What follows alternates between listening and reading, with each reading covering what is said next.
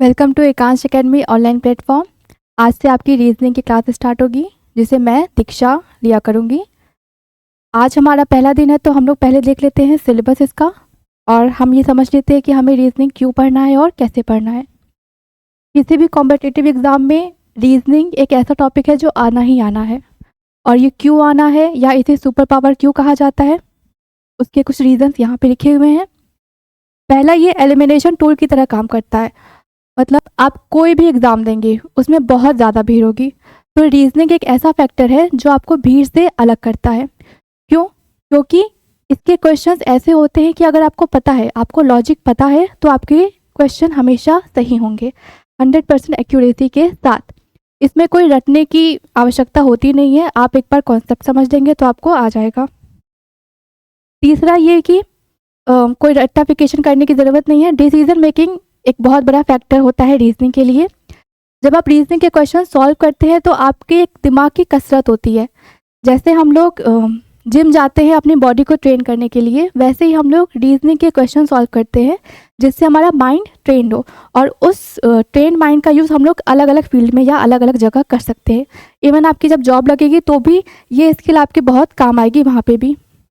अब देखते हैं कि रीजनिंग के कितने क्वेश्चंस आते हैं और किस किस एग्ज़ाम्स में। देखिए, अभी आपका यूपी कांस्टेबल का नोटिफिकेशन भी आ गया है, उसमें भी 56 क्वेश्चंस आते हैं 112 मार्क्स के। यूपीएसआई दरोगा में 40 क्वेश्चंस आते हैं 100 मार्क्स के। एसएससी सीजीएल में सबको पता है 25 क्वेश्चंस आते हैं। पेट में 5 आते हैं, सी सेट में 18 से 20, केवीएस एनवीएस या टीचिंग एग्जाम में भी इसके बहुत सारे क्वेश्चंस आते हैं। अब बात करते हैं कि रीजनिंग में हमें पढ़ना क्या क्या है और कैसे पढ़ना है। तो रीजनिंग को हम लोग 2 पार्ट में डिवाइड करते हैं। पहला होता है कि वर्बल मतलब भाषिक। इसमें हम लोग लैंग्वेज का यूज़ करते हैं, हम लोग इसमें भाषा का यूज़ करते हैं। इसमें वर्ड्स, नंबर और लैंग्वेज का यूज़ किया जाता है। दूसरा, नॉन वर्बल रीजनिंग में, इसमें हम लोग वर्ड्स का यूज़ ना करके हम लोग कुछ इमेज देते हैं या तो कुछ पैटर्न बनाते हैं कि आप लोग उसका यूज़ करके क्वेश्चन को समझेंगे, देन फिर उसका लॉजिक को समझ के आंसर करेंगे। इसमें आपको एक स्टेटमेंट दिया रहेगा, आप स्टेटमेंट पढ़ेंगे, उसके बेसिस पे आप आंसर करेंगे। नेक्स्ट बात आता है कि सिलेबस को और आगे हम लोग पढ़ेंगे तोड़ के। वर्बल रीजनिंग में हमारे coding, decoding, series, blood relation, direction, ऐसे सब टॉपिक्स आते हैं जिसमें हम लैंग्वेज का यूज़ करते हैं। नॉन वर्बल में हमारे पास आ जाएगा mirror and water image, figure series, dice and cubes, ये सारे टॉपिक। तो सिलेबस डिस्कशन के बाद आते हैं हम लोग आज के पहले टॉपिक पे। तो हमारा रीजनिंग का पहला टॉपिक है कोडिंग एंड डिकोडिंग। अब देखते हैं कोडिंग क्या होता है। यह किसी सूचना या शब्द को एक गुप्त संकेत में बदलने की प्रक्रिया है ताकि केवल संबंधित व्यक्ति ही उसे समझ सके। इसमें अक्षरों या संख्याओं को एक निश्चित नियम के अनुसार बदला जाता है। देखिए, कोडिंग में क्या होता है कि हमें एक वर्ड दिया रहेगा, उस वर्ड को किसी और वर्ड में तब्दील किया रहेगा, और ये जो कन्वर्शन होगा वो किसी एक रूल या पैटर्न पे आधारित होगा। अब हमें उस वर्ड को डिकोड करना है। डिकोड कैसे करना है कि हम उस पैटर्न को समझेंगे, उसके पीछे जो रूल लगा है या जो लॉजिक लगा है उसे समझेंगे, तो उसे ही बोलते हैं डिकोडिंग। या उस गुप्त कोड के पीछे छिपे तर्क को पहचान कर उसे वापस मूल जानकारी में बदलने की प्रक्रिया है। कोडिंग डिकोडिंग हम लोग पढ़ रहे हैं तो इसके पीछे कुछ उद्देश्य भी होना चाहिए कि क्यों कोडिंग डिकोडिंग हमारे सिलेबस का एक टॉपिक है। देखिए, इस परीक्षा का मुख्य उद्देश्य छात्र की मानसिक क्षमता और तर्क शक्ति को पहचानना है या उसे बढ़ाना है। कोडिंग डिकोडिंग में एक तो हमारे ब्रेन की एक्सरसाइज होती है कि हमें ये वो पैटर्न समझना पड़ता है और हम कितनी जल्दी समझ सकते हैं। पैटर्न ढूंढना कई बार आसान होता है, कई बार मुश्किल होता है, डिपेंड करता है कि आपने कितनी प्रैक्टिस की है, क्योंकि आप जितनी ज़्यादा प्रैक्टिस करेंगे आपको उतना ज़्यादा आसानी रहेगी उस पैटर्न को समझने में। अब कोडिंग डिकोडिंग में सबसे पहले हम लोग जो फाउंडेशन होती है हमारी, वो होती है कि इंग्लिश के अल्फ़ाबेट्स की पोजीशन याद करना। पोजीशन याद करने का मतलब कि वो किस नंबर पे आ रहा है। A to Z तक 26 लेटर्स है, हर लेटर का एक पोजीशन वैल्यू होती है, जैसे A की 1, B की 2 एक्सेट्रा करके, तो उसे याद करना पड़ेगा। अब उसे या तो आप रट के याद कर सकते हैं, जो कि मेरे ख्याल से ठीक नहीं है। दूसरा, आप प्रैक्टिस कर सकते हैं, क्योंकि जितनी आप प्रैक्टिस करेंगे उतना आपको याद होता रहेगा। कुछ ट्रिक्स भी होते हैं कि वो एग्ज़ाम में हेल्प करते हैं हमको याद करने के लिए कि हम लोग तुरंत कैसे हमारे दिमाग में आ जाएगा। तो उसके लिए कुछ ट्रिक्स यहाँ पे दी हुई हैं। पहला है इजोटी।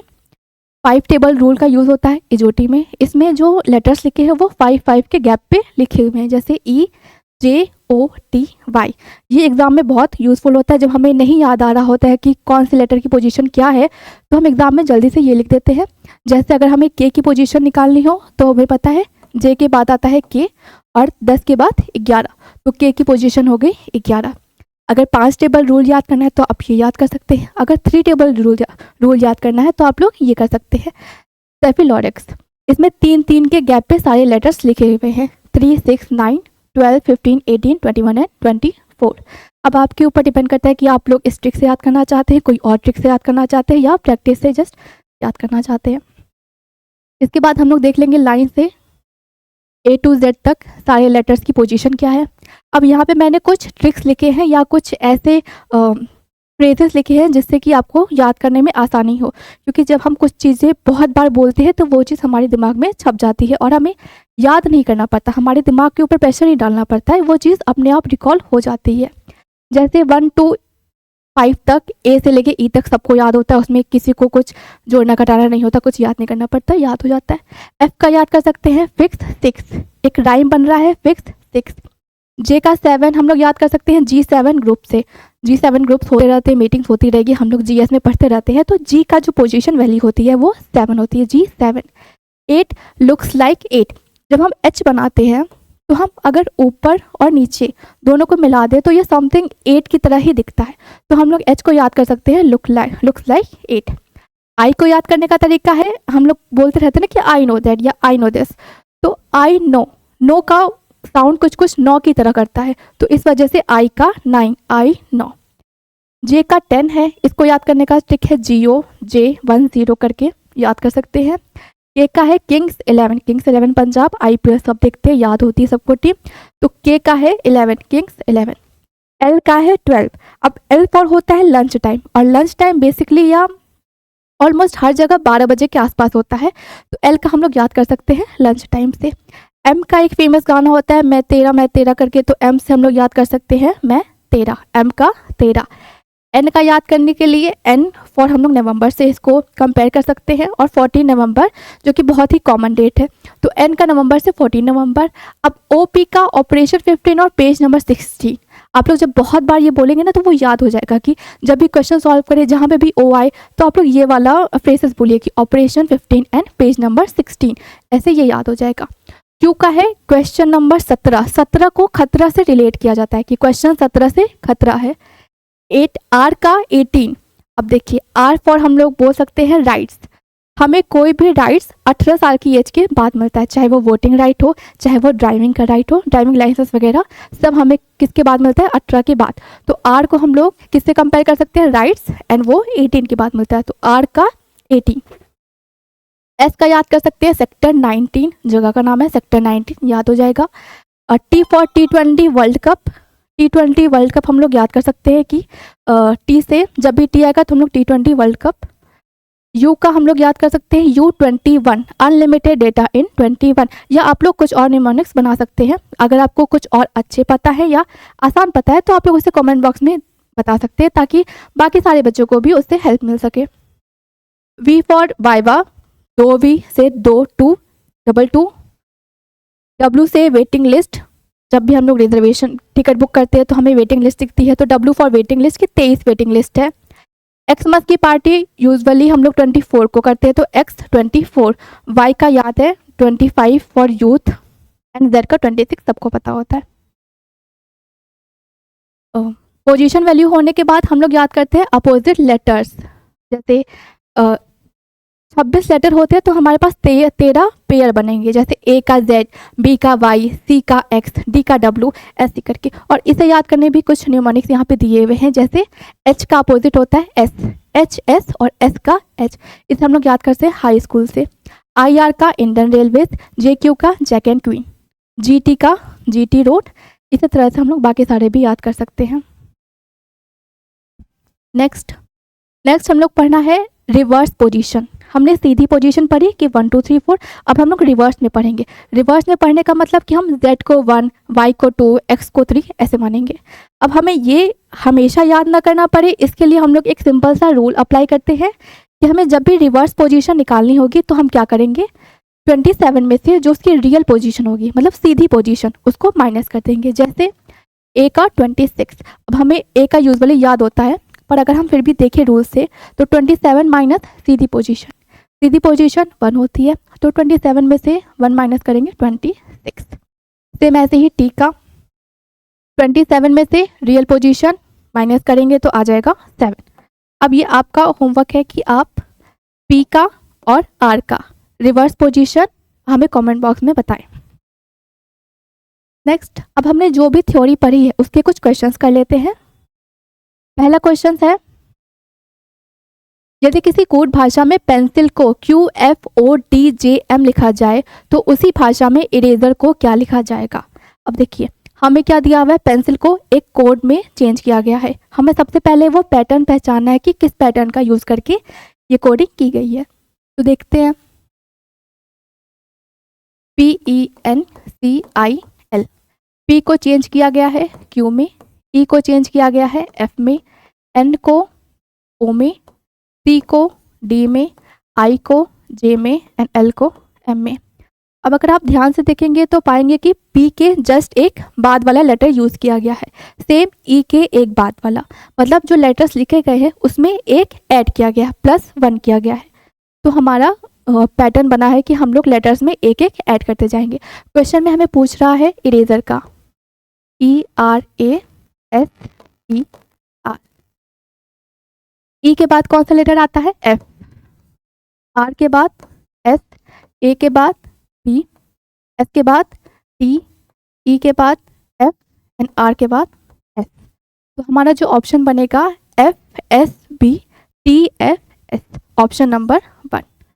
ठीक है, तो हमने क्या किया, हमने पहले क्वेश्चन को देखा, उसके पैटर्न को समझा और फिर उसी पैटर्न का यूज करके हमने ऑप्शन में से सॉल्व किया है।